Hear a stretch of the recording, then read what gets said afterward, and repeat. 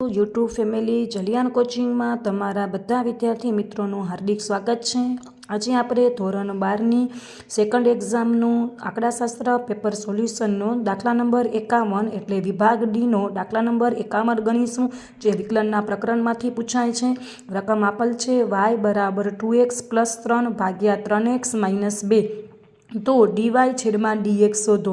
વિદ્યાર્થી મિત્રો, વિકલનનો chapter IMP topic છે, તો આજે આપણે એક આઈએમપી ટોપિક સોલ્વ કરીશું। બોર્ડની એક્ઝામમાં મોસ્ટ આઈએમપી ટોપિક કહી શકાય એવું વિકલનનું પ્રકરણ ગણાય છે, તો જરૂરથી વિદ્યાર્થી મિત્રો આ મોસ્ટ આઈએમપી ટોપિકને તમે જોજો અને કાંઈ પણ પ્રશ્નો હોય તો જરૂરથી મને કમેન્ટ બોક્સમાં જણાવજો। રકમ આપેલ છે y બરાબર 2x + 3 ભાગ્યા 3x - 2।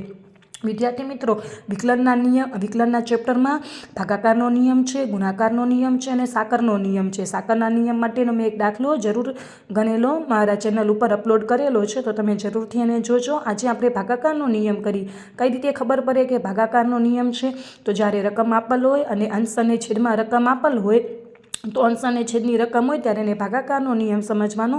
અંશની રકમને u કહી દેવાનું અને છેદની રકમને v કહી દેવાનું। તો આપણે લખવાનું u બરાબર 2x + 3।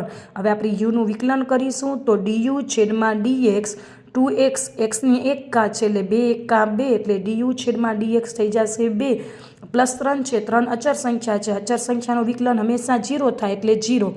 v બરાબર 3x - 2 3x xની 1 ઘાત છે એટલે 3 × 3 એટલે dv છેદમાં dx થઈ જશે 3 - 2 આપણી અચળાંક સંખ્યા છે એટલે 2નું વિકલન હંમેશા અચળ સંખ્યાનું વિકલન હંમેશા 0 થાય।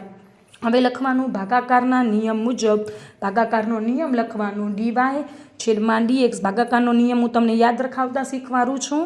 લખવાનું બરાબર, સૌથી પહેલાં ભાગાકારના નિયમમાં સૌથી પહેલાં શું લખવાનું?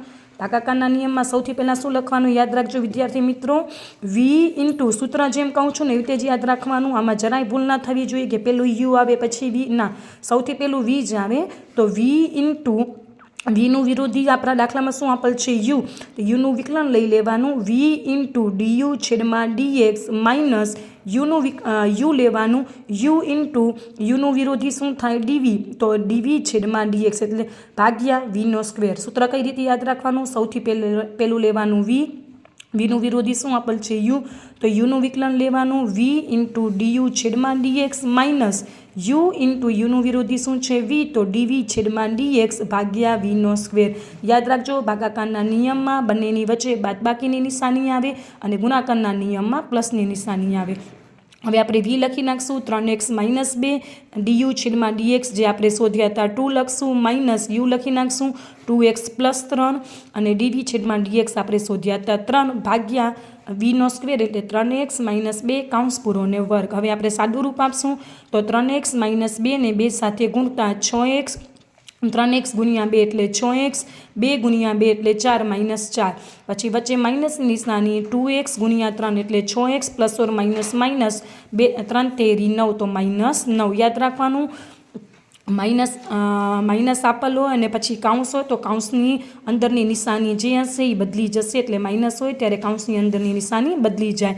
હવે સાદું રૂપ આપી તો +6x ને -6x ઉડી જશે, ± એટલે +6x ને -6x ઉડી જશે એટલે એનો જવાબ 0 આવે।